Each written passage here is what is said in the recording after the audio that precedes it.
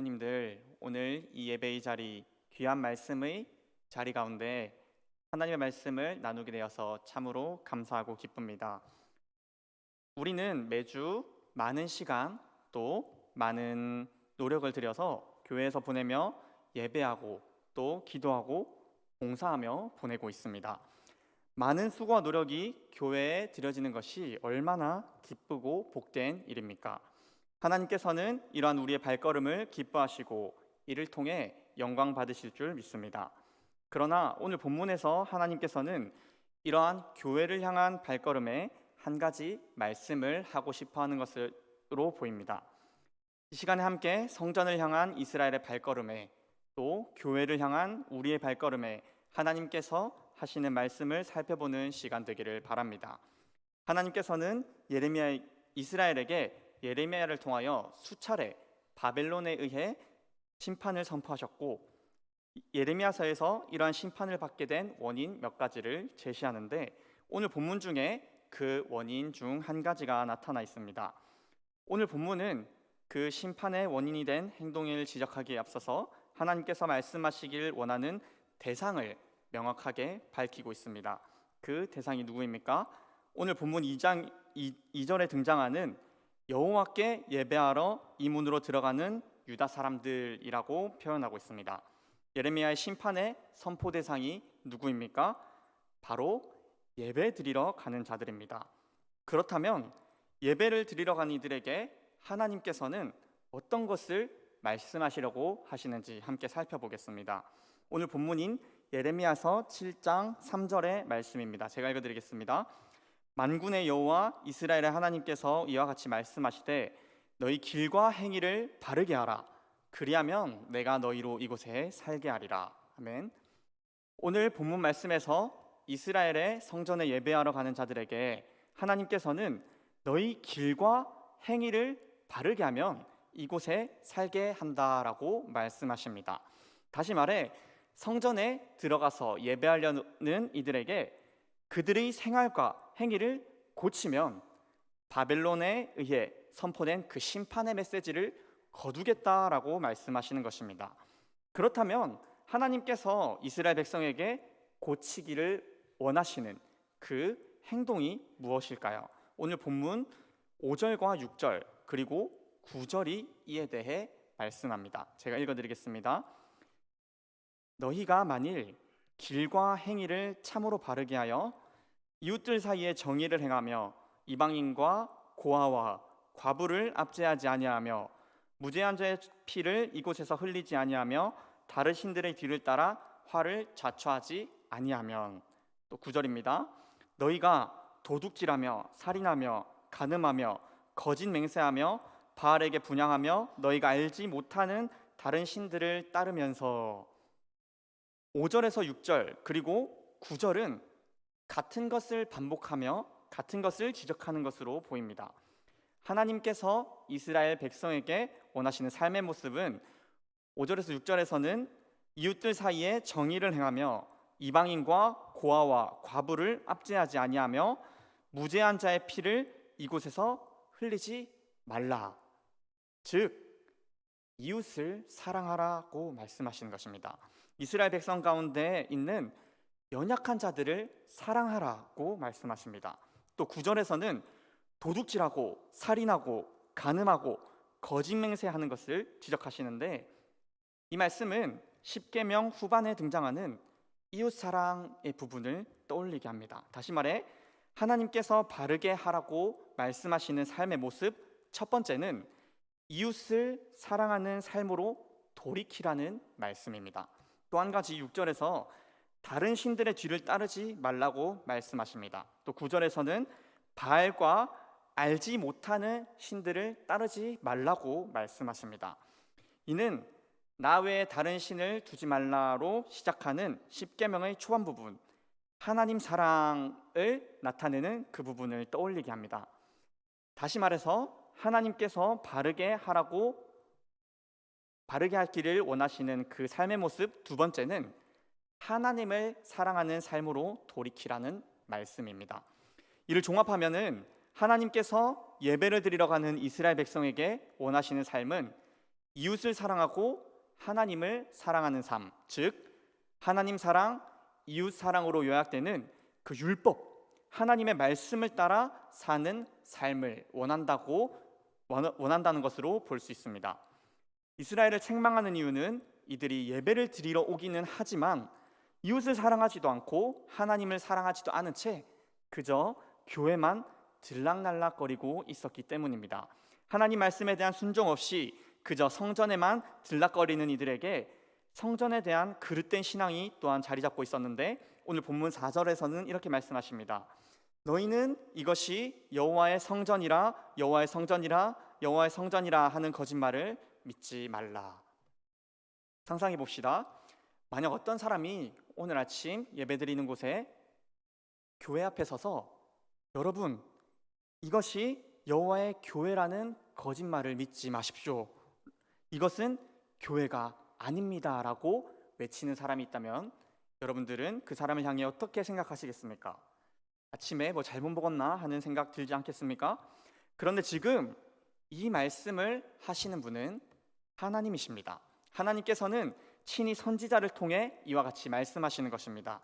그들이 들락거리고 있는 이곳이 성전이라고 말하지 말라라고 책망하시는 것입니다. 우리는 여호와의 성전이란 말을 3번 반복함으로써 마치 주문을 외우는 것 같은 느낌을 받습니다. 여호와의 성전이다, 여호와의 성전이다, 여호와의 성전이다. 이들에게 성전 예배는 마치 마법 주문과 같아서 율법에서 말하는 삶의 방식이 전혀 나타나지 않는 삶, 즉 죄 가운데 살더라도 성전 예배만 드리면 하나님께서 선포하신 그 심판을 피할 것이라고 생각한 것입니다. 이들은 이와 같은 그릇된 생각을 가진 채 교회만 들락날락 거리고 있었던 것입니다.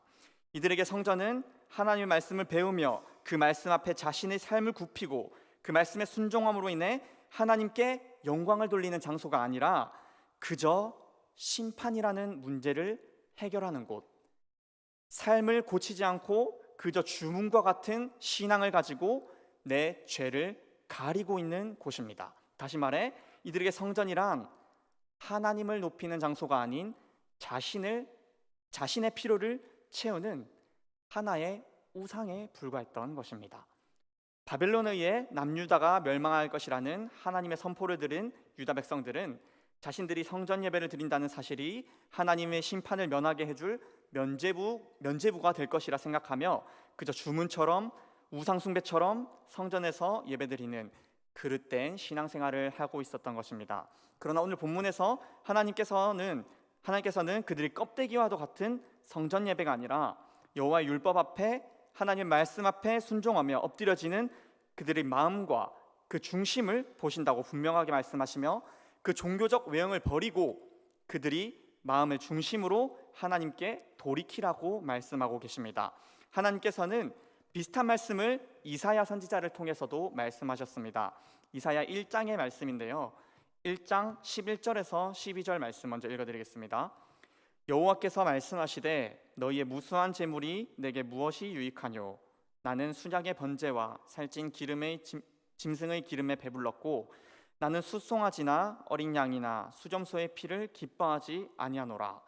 너희가 내 앞에 보이러 오니 이것을 누가 너희에게 요구하였느냐? 내 마당만 밟을 뿐이니라. 이사야 1장 15절에서 17절 말씀입니다.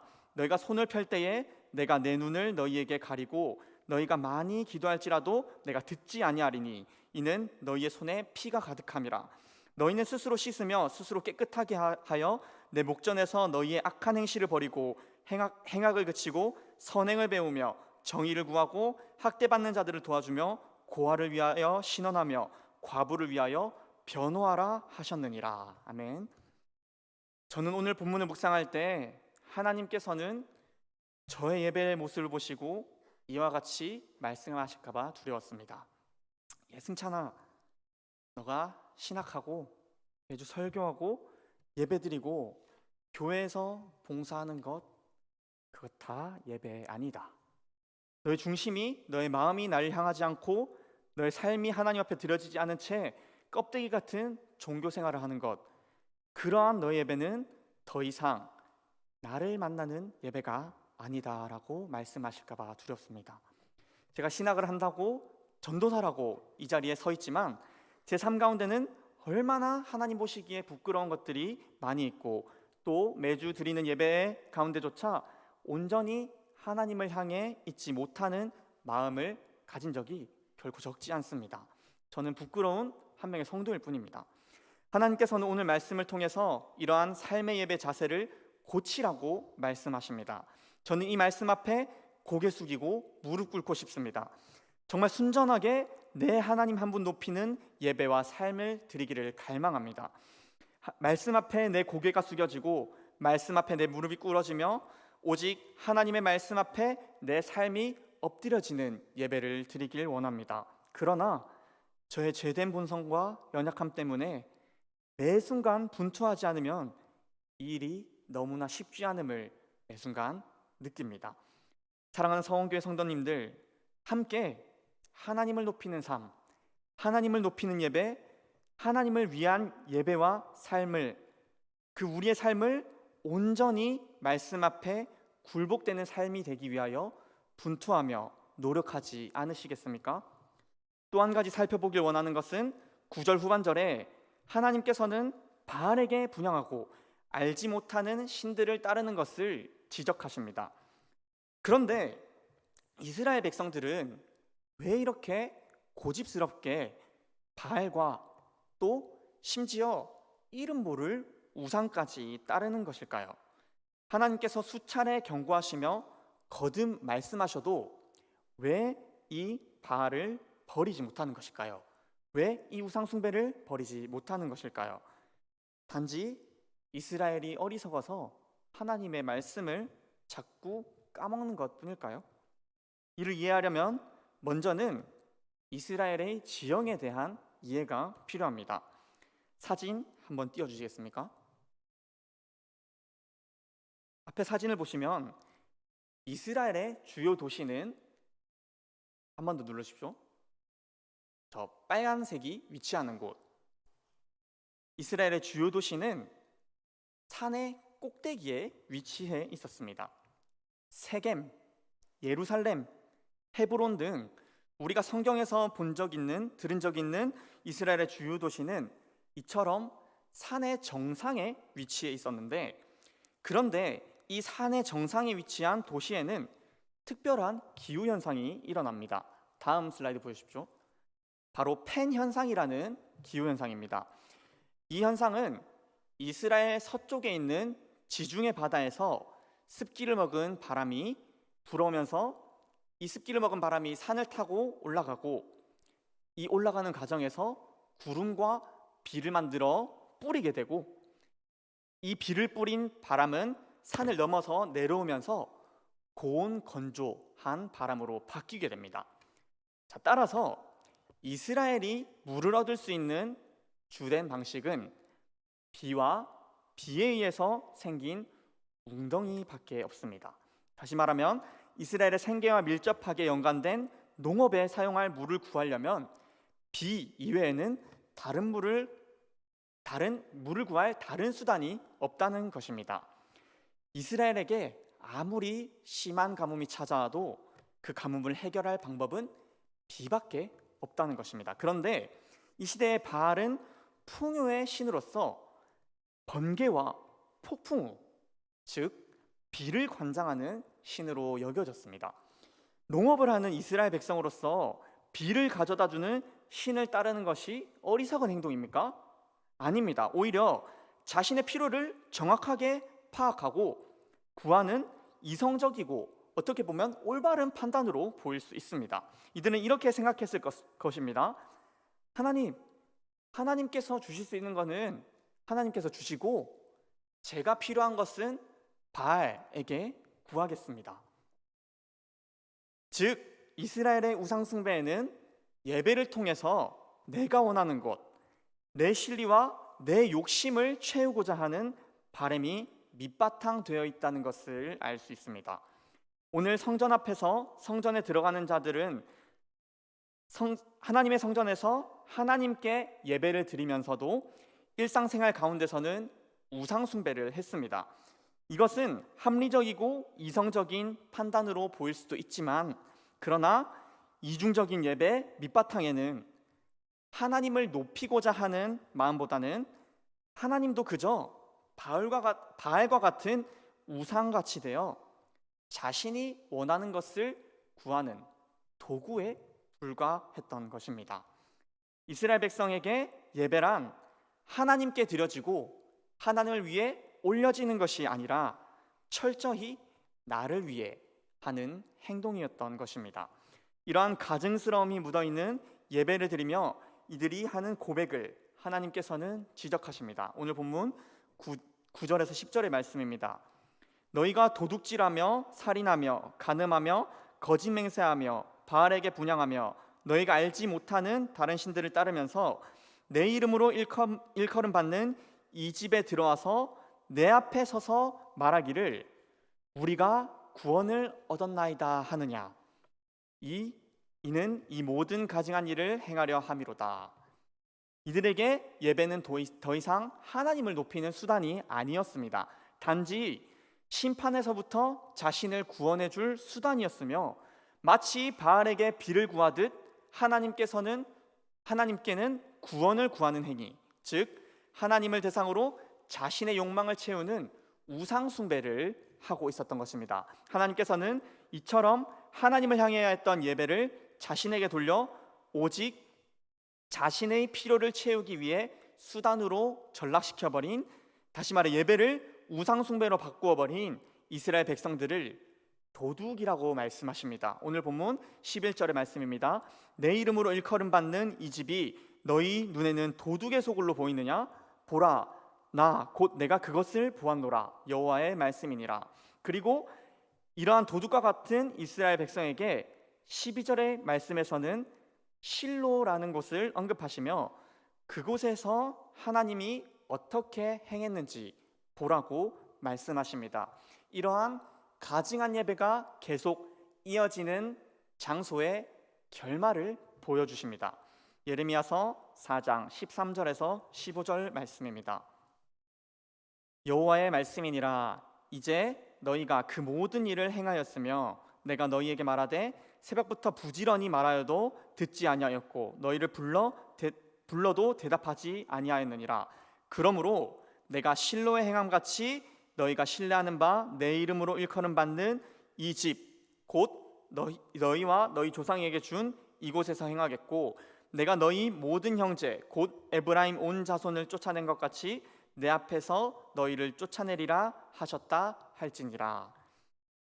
실로는 여호수아가 가나안에 들어왔을 때 폐막을 세우고 언약궤를 두었던 장소입니다.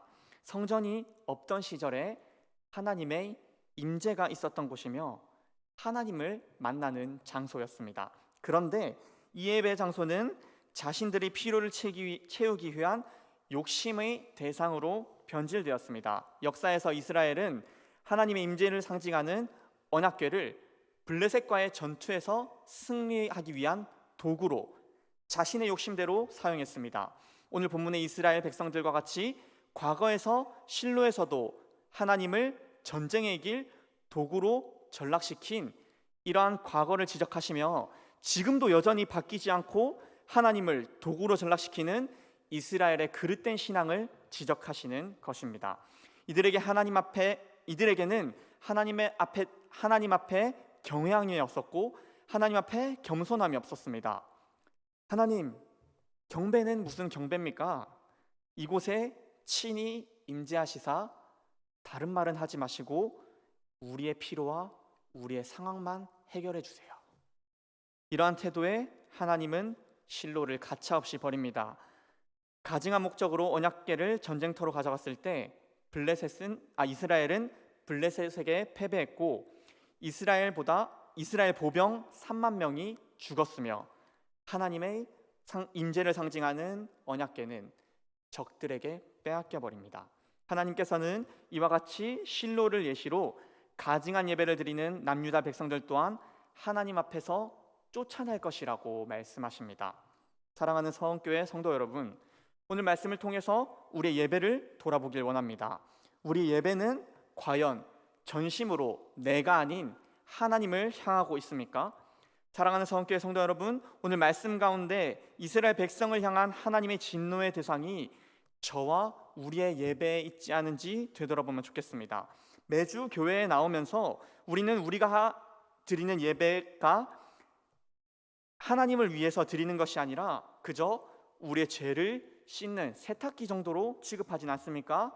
또한 그저 우리의 삶의 일부분에서 우리의 필요를 채우는 수단이자 도구가 되어버리지는 않았습니까? 하나님께서 필요를 구하지 말라고 말씀하시는 것이 절대 아닙니다.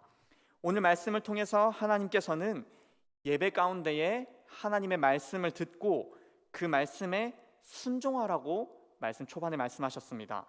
우리의 삶이 적당히 하나님 없어도 되는 일에는 적당히 내 힘과 내 소유로 해결하다가 벽에 부딪혔을 때, 필요가 생겼을 때 하나님께 나아가 구하는 생활이 아닌 말씀을 묵상하는 가운데 하나님을 내 삶의 주인으로 모시며 내 예배의 대상으로 삼고 그 사랑의 관계 속에서 겸손하게 나의 필요를 구하는 그 은혜가 이 시간 말씀 앞에 선 저와 사랑하는 성교회 성도님들에게 가득하기를 축복합니다. 함께 말씀을 생각하시면서 기도했으면 좋겠습니다. 오늘 말씀 가운데 이스라엘 백성들은 예배의 자리 가운데 나오는 것이 그저 나의 필요를 채우려는 행동이었습니다. 그러나 하나님께서는 이 이스라엘의 그릇된 예배 신앙관을 지적하시며 하나님 앞에 엎드려서 그 하나님의 말씀 앞에 엎드려 겸손하게 하나님을 높이는 예배를 드리라고 말씀하셨습니다. 이와 같은 말씀이 우리의 예배를 되돌아보는 거울이 되었으면 좋겠습니다. 함께 이 시간 기도할 때에 우리 예배를 돌아보고 또 우리 예배가 우리의 필요와 우리의 욕심을 채우는 수단이 되었다면 우리 예배를 돌이켜 오직 그 영광스럽고 높으신 하나님을 높이는 수단이 되게 해달라고 함께 이 시간 기도하길 바랍니다. 기도하겠습니다. 사랑의 아버지 하나님, 감사합니다. 이 시간